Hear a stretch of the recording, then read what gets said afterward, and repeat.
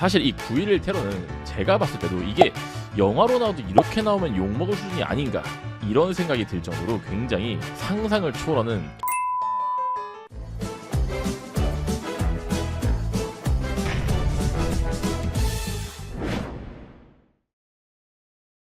안녕하세요. 쉽지만 깊이 있게 바깥세계사의 춘닥터입니다. 오늘은 역사상 최초로 미국의 본토가 공격을 당했던 사건이죠. 역사상 최악의 테러, 사상 최고의 현상금 수배, 자본주의의 상징인 쌍둥이 빌딩의 폭발, 그 모든 것의 주인공인 9.11 테러에 관해 알아보는 시간을 가져볼까 합니다.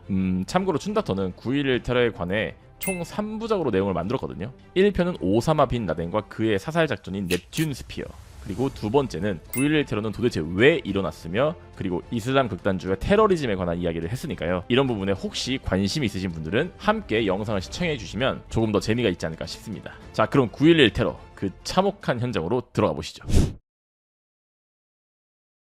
자, 2001년 9월 11일 오전으로 시간을 돌아와 보도록 하겠습니다. 사실 이 9.11 테러는 제가 봤을 때도 이게 영화로 나와도 이렇게 나오면 욕먹을 수준이 아닌가 이런 생각이 들 정도로 굉장히 상상을 초월하는 정말 동시다발적인 테러가 아니었을까, 그렇게 춘닥터는 생각을 합니다. 자, 일단 2001년 9월 11일 오전 8시에서 오전 10시 사이, 그러니까 약 2시간 정도의 시간이잖아요. 2시간 사이에 총 4대의 미국의 민간 항공기가 납치를 당하는 사건이 발생하는 것이죠. 보통 헐리우드 영화를 보더라도 사실 여객기 하나 납치해가지고 막 지지고 볶고 싸우는 액션 영화가 한 편으로 만들어지잖아요. 사실 저도 옛날에 종종 그런 90년대나 2000년대에는 헐리우드 비행기 액션 영화들을 즐겨서 봤었던 기억도 나는데, 단 2시간 만에 총 4대의 미국 민간 항공기를 동시다발적으로 납치한다? 오, 이거는 정말 시작부터 남다른 스케일을 알리는 그런 시작과도 같다고 할 수 있는 것 같아요. 실제로 이 9.11 테러를 일으킨 주범인 오사마 빈 라덴과 알카에다 조직원들은 사전에 굉장히 치밀한 계획을 한 것으로 알려져 있습니다. 이미 9.11 테러가 일어나기 3년 전부터 민간 항공기를 납치해서 테러를 실행한다, 이런 방침을 세웠고요. 그리고 역시나 조직원들을 모으기 시작했죠. 자, 일단 미국 내 민간 항공기를 탈취해서 조종, 폭파시키는 그런 작전이었기 때문에 실제 조직원들이 미국의 민간 항공기를 조종할 수 있는 실력이 되어야 되겠죠. 그만큼 숙련된 인력이 필요했습니다. 그렇기 때문에 오사마 빈 라덴은 서구권의 교육을 받고 서구권 문화에 익숙한 영어까지도 능통한 그런 엘리트 조직원들을 20명 정도 모았다고 알려져 있습니다. 여기서 전 한편으로 참 대단하다고 느낀 게, 예를 들면 대한민국도 사실 훌륭한 독립투사분들이 계셨었잖아요. 자신들의 목숨을 기꺼이 내던져서 우리나라의 독립을 위해 희생을 하셨던 그런 정말 훌륭한 독립투사분들이 많이 계셨었죠. 그렇지만 9.11 테러 같은 경우는 사실 국가의 독립과는 좀 결이 다른 부분이 있잖아요. 물론 미국의 본토를 최초로 공격하고 정말 수많은 미국 시민들을 죽였다는 점에서 이슬람 세계에서는 굉장히 큰 호재로 여겨질 수도 있겠지만, 어떤 나라를 세우거나 어떤 자긍심을 가질 만한 부분에 있어서는 저는 굉장히 느낌이 좀 다른데, 이런 상황에서 정말 똑똑한 서구권의 교육까지 받은 20명의 엘리트 조직원들이 기꺼이 자살 테러를 결심했다는 것이 한편으로는 정말 이슬람 극단주의가 굉장히 무서운 것이구나, 정말 맹목화된 그런 집단 지성은 굉장히 무서울 수 있구나, 이런 생각을 한편으로 했던 것 같습니다. 그리고 이 엘리트 조직원들은 미국 내에 차례로 잠입을 하여서 심지어는 정말 대담하게 이 미국의 민간 항공기를 실제로 조종하는 훈련까지도 받았던 것으로 알려져 있어요. 그렇다면 이렇게 알카에다와 오사마 빈 라덴이 이렇게 치밀한 계획을 할 동안 세계 최강이었던 미국은 도대체 무엇을 했느냐? 사실 이 9.11 테러 준비 과정 중에 민간 항공기를 납치해서 테러의 가능성이 있다는 그런 정보가 분명히 미국에서도 노출이 됐었습니다. CIA라든지 FBI라든지 아니면 요르단이나 사우디아라비아 같은 그런 중동의 정보국에서도 이런 정보들이 노출돼서 미국에 제공을 했다고 알려져 있어요. 하지만 당시 냉전에 대한 승리의 도취였을까요? 미국은 아마도 세계 최강국인 우리 미국을 감히 누가 건드리냐, 이런 마인드로 알카에다와 오사마 빈 라덴을 얕잡아봤던 것이 아닐까. 실제로 FBI와 CIA 같은 경우에는 비행기 테러의 가능성에 대한 정보를 서로 내놓으라고 막 싸우기도 했다고 알려져 있거든요. 그만큼 미국 같은 경우는 애초에 비행기 테러를 그렇게 엄청나게 강하게 의식하진 않았던 것 같아요. 해봐야 인질극 정도 벌이지 않을까, 그 정도로 약간 미국이 방심을 하고, 또 한편으로는 감히 어떤 세력이 우리 미국을 건드리느냐, 거만한 마인드를 가지고 있었던 것이 아닐까. 그렇게 해서 이 미국의 정보국 역시도 이런 테러가 미국의 본토를 직접 침공할 것이라는 예상은 전혀 하지 못했던 것으로 알려져 있습니다. 그리고 결국 사상 초유의 미국 민간 항공기 4대가 동시다발적으로 테러범들에게 납치당하는 그런 비극을 맞이하게 되는 것이죠. 2001년 9월 11일 오전 8시 13분 미국의 민간 항공기인 아메리칸 항공 11편이 모하메드 아타라는 리더를 비롯한 5명의 알카에다 조직원들에게 공중에서 납치를 당하게 됩니다. 이 납치 방식은 생각보다 굉장히 단순했는데요. 사실 2000년대 초반 미국 같은 경우는 공항 검사가 철저하지 않은 편이었다고 알려져 있습니다. 특히나 국내선 같은 경우는 더더욱 허술한 편이었는데, 그래서 액체가 든 물병이라든지 아니면 작은 면도칼 또는 맥가이버 칼 같은 그런 작은 휴대용 칼이나 가위 같은 것들은 소지를 한 채 공항으로 들어갈 수 있었다고 해요. 그리고 알카에다 조직원들은 치밀하게 준비를 했기 때문에 이러한 허점을 정확하게 간파하고 국내선 항공기로 맥가이버 칼이나 휴대용 칼을 소지한 채 자연스럽게 아메리칸 11편에 탑승을 했던 것입니다. 그리고 비행기가 이륙하자 조직원들은 가장 먼저 어디로 향했을까요? 그렇죠, 바로 조종실입니다. 사실 우리나라만 해도 예전에 북한과의 문제도 있고 민간 항공기인 대한항공이 러시아 상공에서 폭발한 적도 있었기 때문에 보안이 어느 정도 철저한 부분이 있어서 우리나라 같은 경우는 이미 조종실을 잠가놓고 보안 강화를 했었다고 알려져 있거든요. 하지만 당시에 미국 같은 경우는 특히 국내선은 허술했기 때문에 조종실의 문을 잠가놓지도 않고 심지어는 그냥 커튼만 쳐져 있는 경우도 있었다고 알려져 있어요.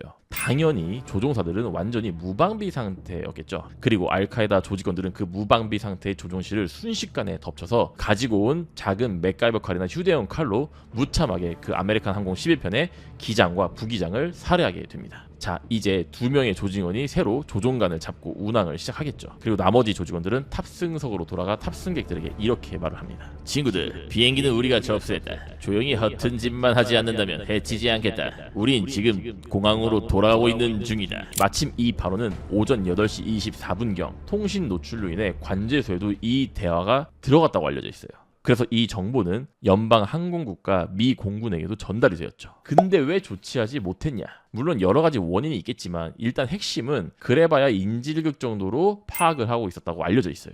일단 워낙 짧은 순간에 일어난 발언이기도 했고 또 공항으로 돌아간다고 했기 때문에 더더욱이나 통상적으로는 비행기를 끌고서 인질극을 벌이는 게 일반적이지 그걸 가지고 자살 충돌을 하는 경우는 이제까지 거의 없던 상황이었거든요. 그러면서 아메리칸 항공 11편의 모든 교신이 끊기게 되고 뉴욕 상공 레이더에서도 그 아메리칸 항공 11편의 모습은 사라지게 됩니다. 그리고 운명의 오전 8시 46분 아메리칸 항공 11편은 갑작스럽게 뉴욕 상공에 나타나 제1 무역센터와 그대로 충돌을 하게 됩니다. 엄청난 굉음과 함께 뉴욕 한복판에 서 있던 제1 무역센터의 상층부는 완전히 박살나고 시커먼 연기가 솟아나기 시작하는 것이죠. 당시에는 일단 스마트폰도 없고 SNS도 없던 시절이기 때문에 미국 시민들과 수많은 주요 언론사들은 당시의 상황을 빠르게 파악하기가 어려웠다고 합니다. 말 그대로 갑자기 비행기가 나타나서 정말 일상적인 그 오전 출근 시간에 아무 일도 없던 제1 무역센터에 그대로 갑자기 충돌을 해버렸으니 아마도 대부분의 사람들은 그 짧은 시간 동안 도대체 저게 뭐지?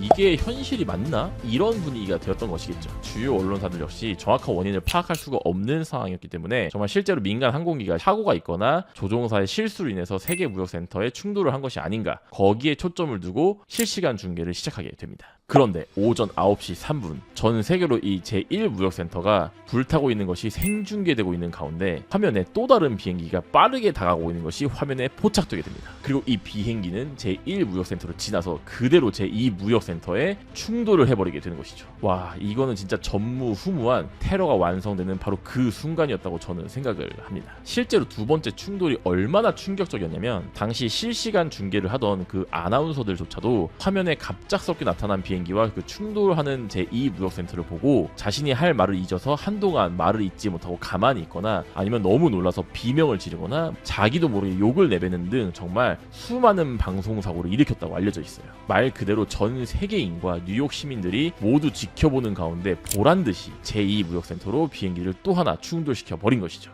그리고 이것은 바로 오사마 빈 라덴과 그의 조직인 알카에다가 애초부터 치밀하게 계획을 세워서 노렸던 부분이라고 알려져 있습니다. 사람들의 공포와 충격을 극대화시키기 위해 먼저 1 무역센터를 충돌시키고 그 다음에 전 세계로 그 방송이 송출될 것까지 예상을 해서 시간 간격을 두고 제2 무역센터로 또 비행기를 충돌시켜버린 것이죠. 악랄하고 잔인한 수법이라고 생각되어지기도 하는데 뭐 어쩌면 그들의 입장에서 생각을 했을 때는 정말 이보다 더 확실하게 효과를 각인시킬 수 있는 방법은 없지 않았을까, 그런 생각도 씁쓸하게 들게 되는 것 같습니다. 그리고 두 번째 충돌이 발생한 지 56분이 지난 오전 9시 59분 비행기 충돌과 또 2차적으로 비행기 충돌 이후에 비행기에서 흘러나오는 기름에 의한 화재로 뜨겁게 불이 타고 있던 제2무역센터는 뜨거운 열기와 화재로 그 골조가 변형되고 녹아버리면서 결국 완전히 무너지게 됩니다. 워낙에 크고 거대한 빌딩이었기 때문에 또 실시간으로 송출되고 있었던 상황이었기 때문에 이 건물이 갑작스럽게 통째로 무너지는 것은 정말 경악을 금치 못한 그런 순간이었는데요. 특히나 굉장히 안타까운 점은 건물이 완전히 붕괴되는 것을 전혀 예상할 수 없었던 시점이었기 때문에 당시 그 건물의 수많은 인명들을 구조하기 위해서 있었던 소방관, 경찰관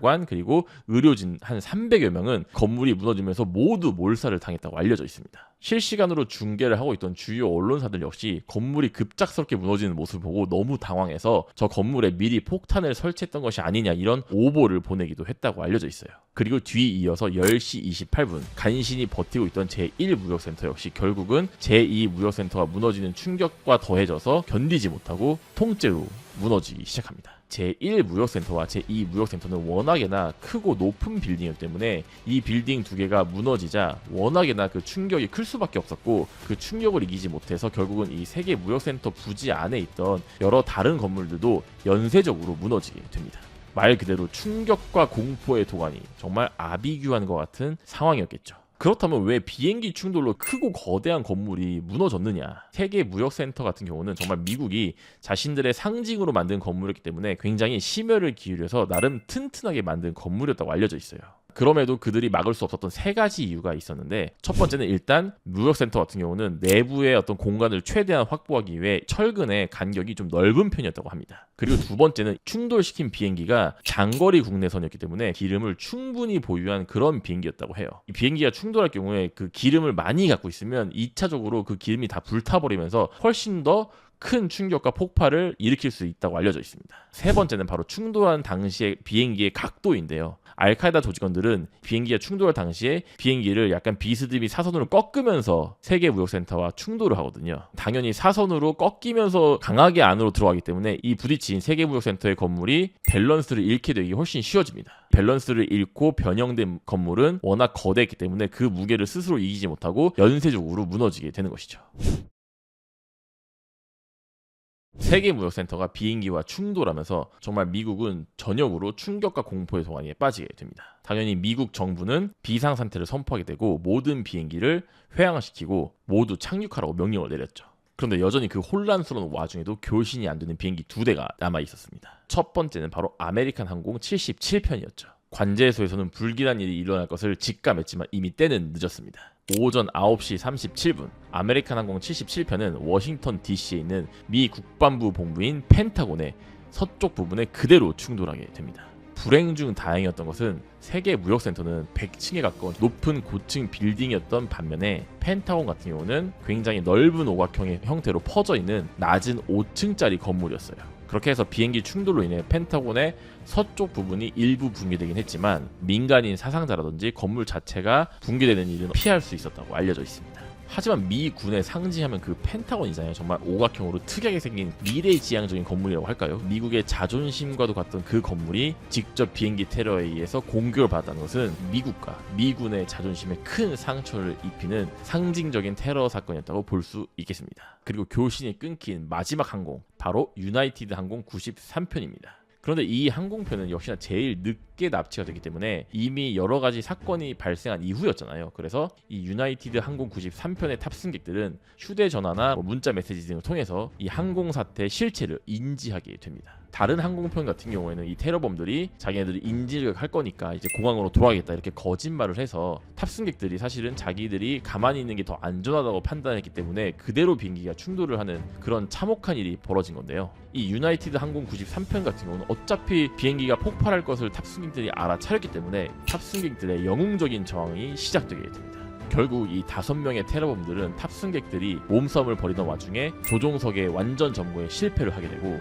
유나이티드 항공 93편은 워싱턴으로 향하던 도중 펜실베니아의 한 광산에 그대로 추락을 하여 완전하게 폭발하게 됩니다. 아마도 알카에다 조직원들은 이 워싱턴 DC에 있는 백악관이나 또는 국회의사당을 노렸을 것이라는 게 정설로 추측되고 있는데요. 이 계획은 탑승객들의 정말 격렬하고 영웅적인 저항으로 실패하게 되고 2차적인 피해는 막을 수 있었던 숭고한 시민들의 희생으로 막을 내리게 되는 것이죠. 자, 이렇게 해서 9.11 테러의 총 사망자 수는 2,996명, 그리고 부상자는 수만 명에 이르게 됩니다. 거기에 이 무역센터 건물이 완전히 무너지면서 정말 수많은 분진과 유해물질 이런 것들이 뉴욕 맨하튼 전역으로 퍼지게 되었고, 이런 유해물질로 인해서 2차적으로 발생하는 암이라든지 아니면 뭐 희귀성 난치병, 자잘한 각종 질환들에 걸린 시민들이 무려 7만 명에 이르렀다고 알려져 있어요. 엄청난 충격과 참혹한 결과를 맞이한 9.11 테러. 이 테러로 미국은 테러와의 전쟁을 선포하게 되었고, 전 세계 수많은 사람들은 테러리즘이라는 공포에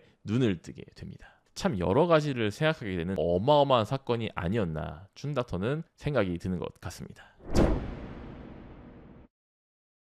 자, 오늘은 사상 최악의 테러로 너무나도 유명한 9.11 테러에 관한 이야기를 해볼까 합니다. 미국 본토가 사상 처음으로 공격을 받았던 그런 일대 사건이죠. 이 사건으로 미국은 테러와의 전쟁을 시작하게 되었고, 아프가니스탄 전쟁과 이라크 전쟁까지 일어나게 됩니다. 자, 그렇다면 9.11 테러는 도대체 왜 일어나게 된 걸까요? 그리고 또 9.11 테러 이후에는 세상이 어떻게 변하게 되었을까요? 오늘 춘닥터와 함께 이 9.11 테러의 원인과 그리고 배경, 그 이후의 세계에 관해서 간단하게 짚어보도록 하겠습니다.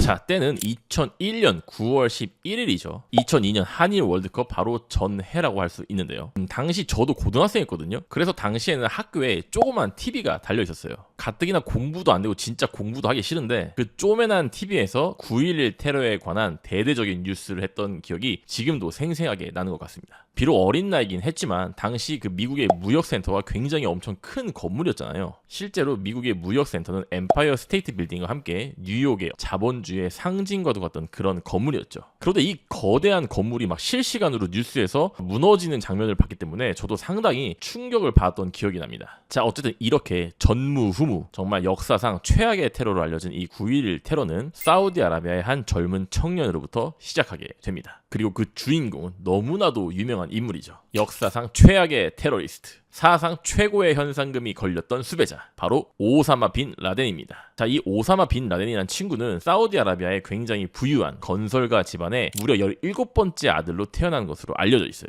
애초에 금수저 집안으로 태어난 거죠. 보통 이렇게 여유있고 부유한 집안에서 태어난 경우에는 크게 두 가지 케이스로 나뉘게 되는 것 같습니다. 첫 번째는 집안의 기대에 부응하기 위해서 빡세게 발전적인 삶을 살면서 집안의 아니면 그 분야의 리더가 되는 경우. 자, 그리고 두 번째는 집안의 기대와는 달리 자신만의 마이웨이를 걷거나 아니면 아예 방탕한 삶을 사는 경우. 오사마 빈 라덴은 역시 두 번째 부류에 속하겠죠. 그는 어릴 때부터 굉장히 광신도적인 기질을 갖고 있었다고 알려져 있어요. 벌써부터 뭔가 좀 쎄한데요. 허허. 어쨌든 그렇게 해서 빈 라덴은 굉장히 겉으로 보면 좀 내성적인 소년이었지만 어떤 자신이 뭔가 딱 꽂힌 부분이 있으면 굉장히 거기에 광적으로 몰입하고 집착했던 그런 성향을 가지고 있었다고 합니다. 저는 약간 이런 성향의 사람 보면은 조금 죄송한 말씀이지만 사이비 교주 아니면 어떤 광적인 독재자 이런 캐릭터가 떠오르는데요. 실제로 히틀러 역시 굉장히 광적인 부분을 갖고 있고 심취해 있었다고 알려져 있었죠. 역시나 빈 라덴도 성장을 하면서 점점 이런 성향이 더욱 강해지게 됩니다. 그리고 그렇게 해서 그는 이슬람 극단주의에 점점 빠져들게 되는 것이죠. 자, 이렇게 해서 빈 라덴은 이슬람 극단주의 무장 단체로 알려진 무자헤딘이라는 곳에서 가입하여 활동을 하게 되고, 나중에는 자기만의 스스로의 조직을 만들게 되고, 그것이 바로 그 유명한 알카에다라는 조직이 되는 것입니다.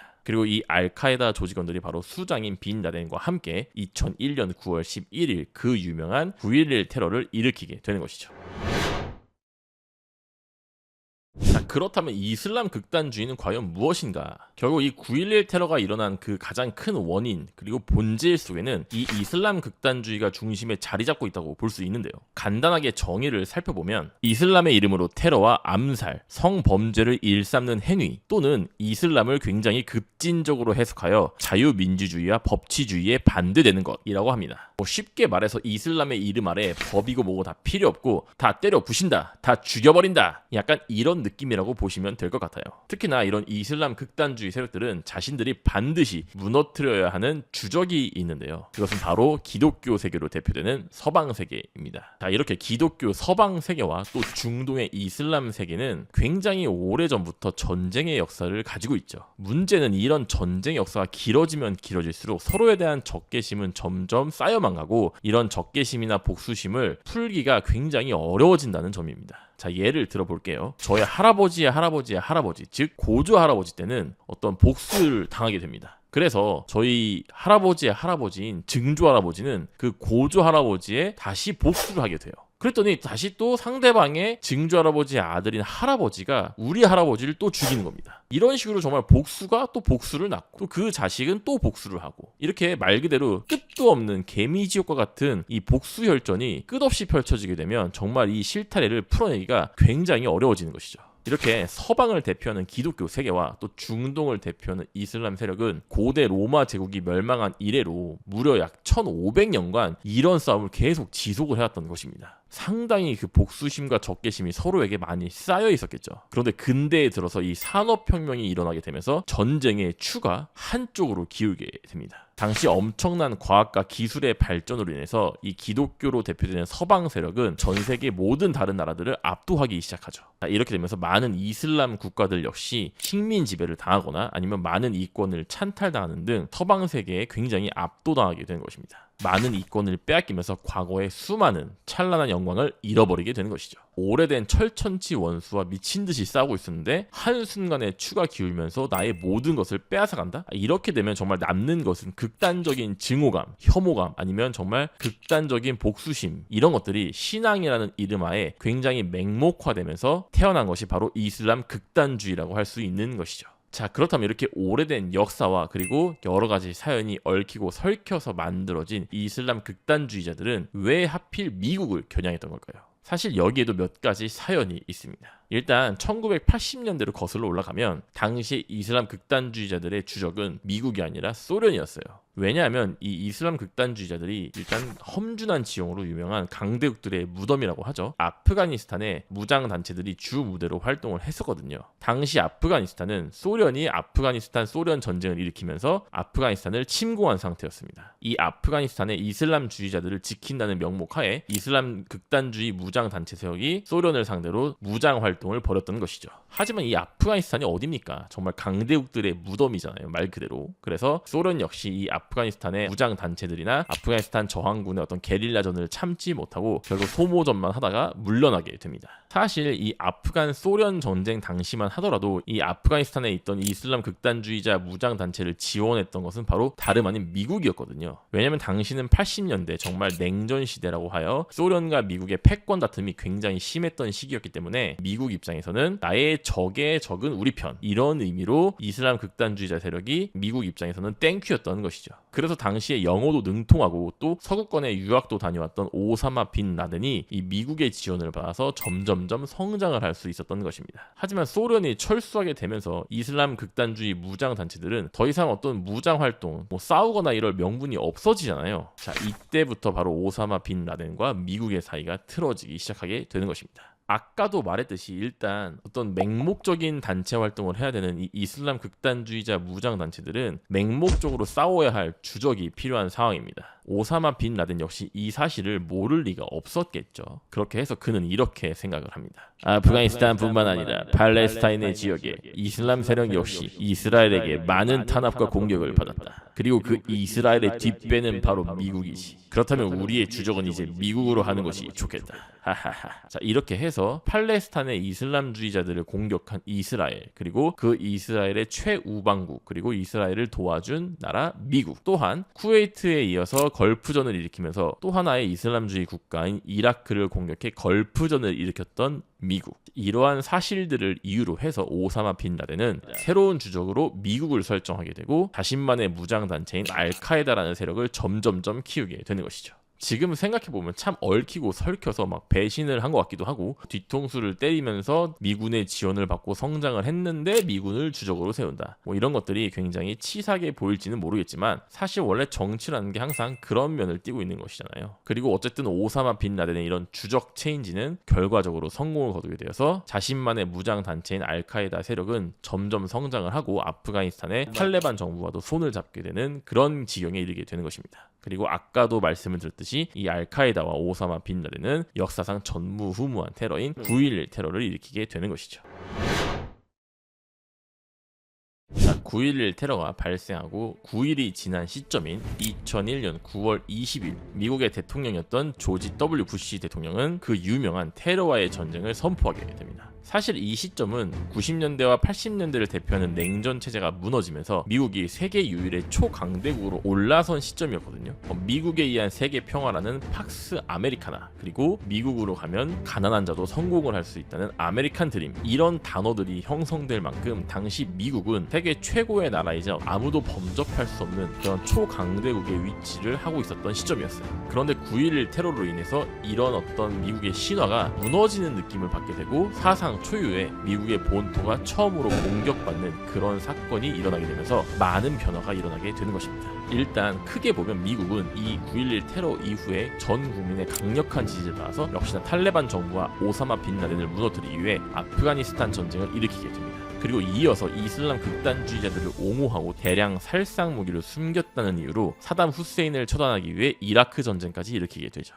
하지만 이 테러와의 전쟁이라는 게 사실 국가 간의 전쟁과는 다른 개념이잖아요. 국가를 상대로 전쟁을 할 때는 그 국가의 수뇌부를 점령하거나 군부를 무너뜨리게 되면 사실상 전쟁은 종료하고 상대방의 나라는 항복하게 되는 것이 일반적인 형태입니다. 훨씬 더 깔끔하게 끝날 수 있는 부분이 있죠. 하지만 테러와의 전쟁은 애초에 명확한 실체가 없는 약간 그런 싸움이거든요. 그렇기 때문에 미국은 실제로 아프가니스탄 전쟁과 이라크 전쟁에서 탈레반 정부를 무너뜨리고 사담 후세인을 제거하는 데 성공을 합니다. 하지만 산계되어 있는 이슬람 극단주의자들의 무장 단체를 완전히 뿌리 뽑을 수가 없었고 좀비처럼 살아나면서 게릴라 작전을 끊임없이 펼치는 이들로 인해서 미국은 계속 소모전을 펼치다가 결국은 이 아프가니스탄 전쟁과 이라크 전쟁에서 국력을 소모하게 되고 전쟁은 실패로 끝났다고 평가를 받게 되는 것이죠. 자, 그리고 이것은 결국 수많은 나비 효과를 불러오게 됩니다. 간단하게 살펴보면 일단 테러리즘이 전 세계에 확산을 하게 됩니다. 사실상 소련이 붕괴되면서 그동안 제어가 어느 정도 되고 있었던 이 동유럽 국가와 발칸반도에도 수많은 무장 단체 세력들이 만들어지게 되고 원래도 유명했던 중동과 팔레스타인 지역의 무장 단체들 역시 점점 더 극단적인 무장 단체로 변모를 하게 됩니다.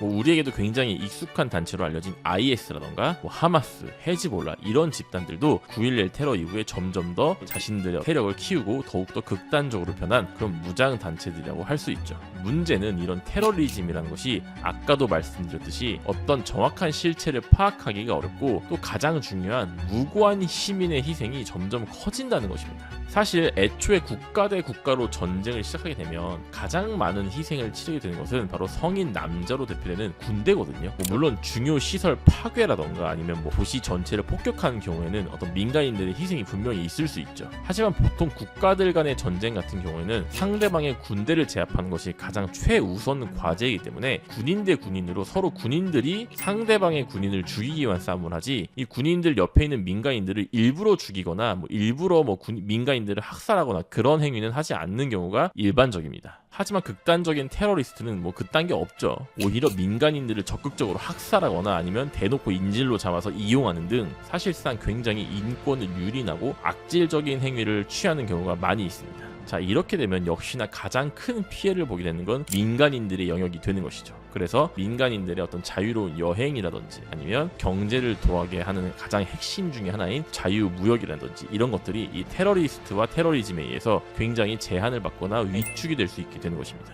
실제로 미국도 역시 이런 아프가니스탄과 이라크 전쟁으로 이 테러리스트와의 전쟁으로 인해 소모전이 끊임없이 벌어지게 되면서 점점 위축이 되게 되고 그것이 결국 2009년에 리만 브라더스 사태를 간접적으로 일으켰다는 그런 의견도 있을 정도이죠. 그리고 이 리만 브라더스로 미국이 지친 틈을 타서 새로운 강대국으로 부상하게 된 나라가 바로 옆쪽 나라 중국입니다. 이렇게 9.11 테러로 인해서 일어난 나비 효과로 인해서 중국이라는 새로운 나라가 부상을 하게 되었고 또 새로운 공산주의의 개념도 생겨났으며 이슬람 극단주의자와 테러리스트들이 전 세계를 누빌 수 있게 되는 그런 환경이 조성되게 됩니다. 어쩌면 21세기 이전의 어떤 90년대와 21세기 초에 초강대국 미국의 패권 아래 어느 정도 질서가 느껴졌던 세계 질서는 이제 더 이상 유지될 수 없음을 인정하게 되는 그런 시점에 이르게 됐다고 보여지는데요. 자, 과연 이렇게 급변하는 세계 정세 속에서 과연 우리와 나는 어떻게 살아가야 할까요?